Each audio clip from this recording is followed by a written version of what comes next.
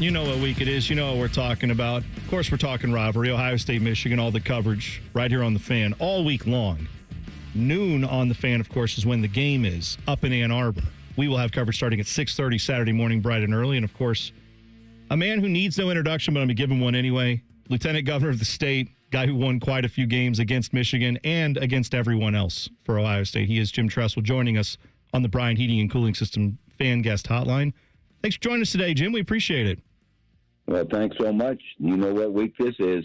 I tell you, the first thought I had was when you get up in the mornings now and you know what week it is, you obviously aren't in the game prep like you used to be, but I assume the juices are still flowing the second you get up, or even after that Rutgers game, when you see the clock hit 0, you go, well, it's time. It's Beat Michigan week, right?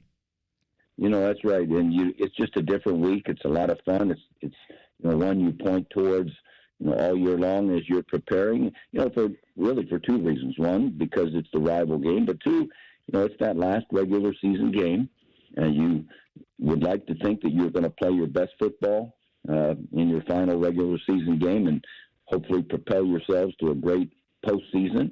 And so a million reasons why it's a big one. Coach, you've had obviously a bunch of opportunities to go up to Ann Arbor and play them in their stadium. Obviously, that's what this team has to do this year.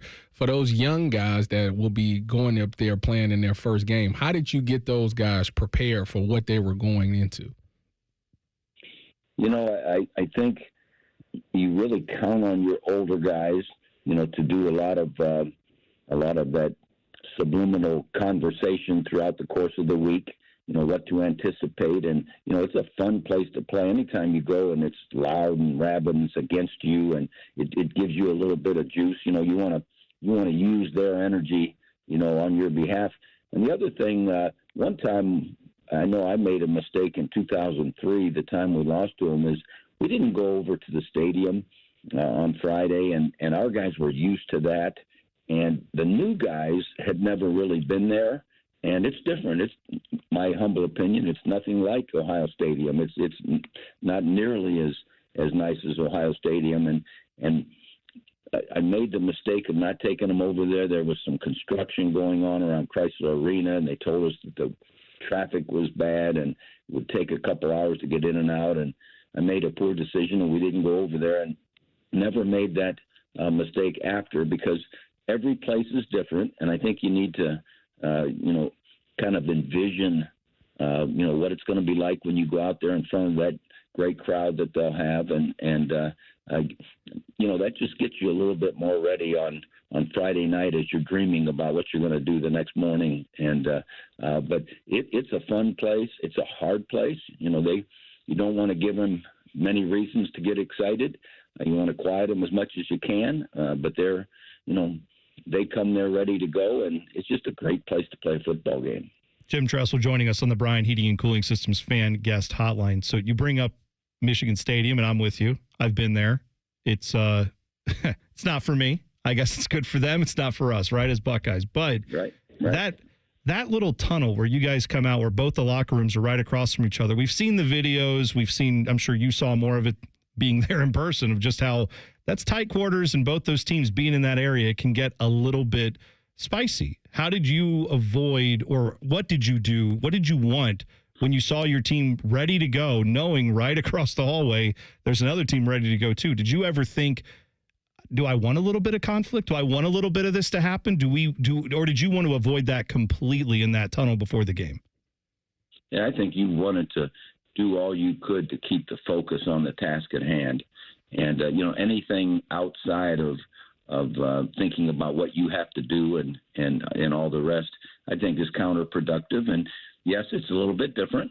At least I don't know how many times we were up there, maybe 5 in our time there. It was always, handled well. We wanted to make sure we knew we were there to take care of business. And, business is not taken care of in the tunnel. It's taken care of between the stripes. And, but you could, another reason why it's a fun place to play is you can feel the tension in that tunnel. And that's a pretty cool feeling, when it's like you're getting ready to walk into the lion's den. And, it's just just one more reason why this is a special rivalry. Coach, do you have a favorite memory or a favorite game that you played in when you did this rivalry? No, I would never say that, Tyvis, because then I'd get the other 9 teams, not happy. All of them were special in their own way. I remember going there as an assistant coach in 1983, and it was the first time I'd ever been to a game there, and you could just feel what it was about. And honestly, I probably didn't do a great job coaching in the first quarter because I was just taken by just the feel that was there, that it was just something different.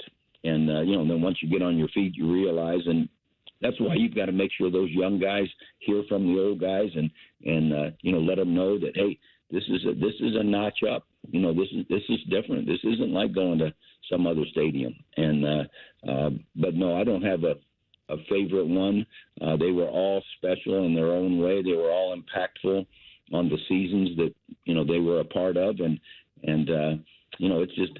it's just a tremendous blessing if you ever get a chance to coach or play in this rival game, either place. And it's even a little bit more difficult when you go up north.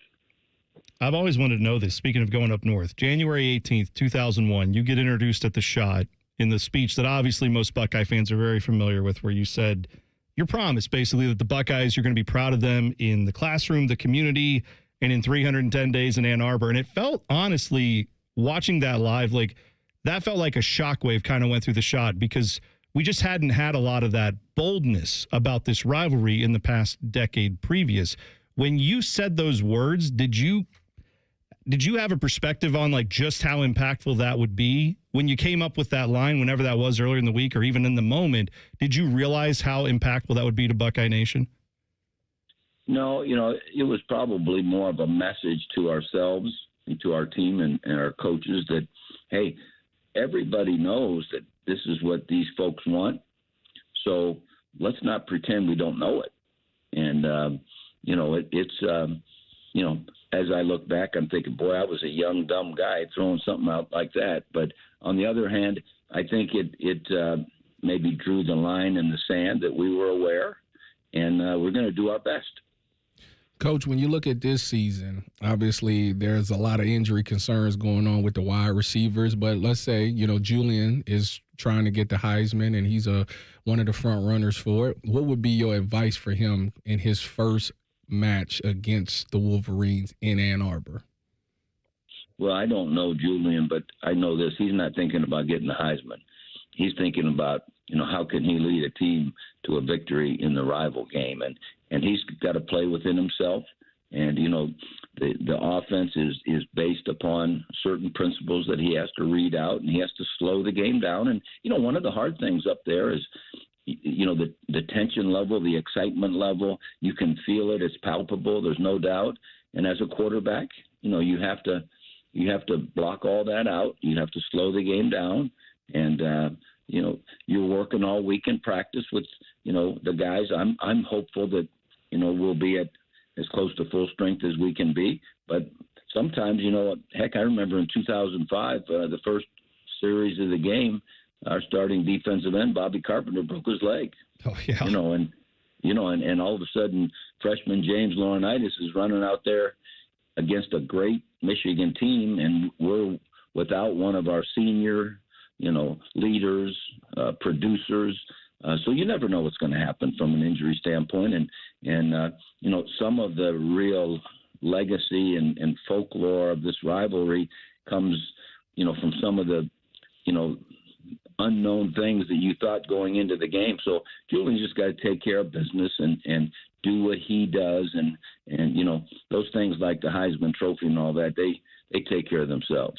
Well, when you sit down on Saturday, the game, when it hits noon, how does Jim Tressel watch an Ohio State-Michigan game these days? Are you going? Are you at home? Are you with family? Are you by yourself in a bunker just losing your mind? How do you watch the Ohio State-Michigan game these days? Well, when it's at home, like a year ago, I was there. I'm not going to go up to the big house. I have no interest in going to the big house. But I blame you. I enjoy watching games where you can watch, as opposed to being around 15 people who want to, say, hey, should they do this? What would you do? Should they do that? And and so I enjoy just focusing in and I have an interesting weekend. My Youngstown State Penguins are playing Yale at 12 noon in the playoffs, so I might have to have two screens going on because two of my families are at war in very important ball games. Very good. Well, we'll keep an eye on that one too, because that's obviously if Coach Tress is interested in it.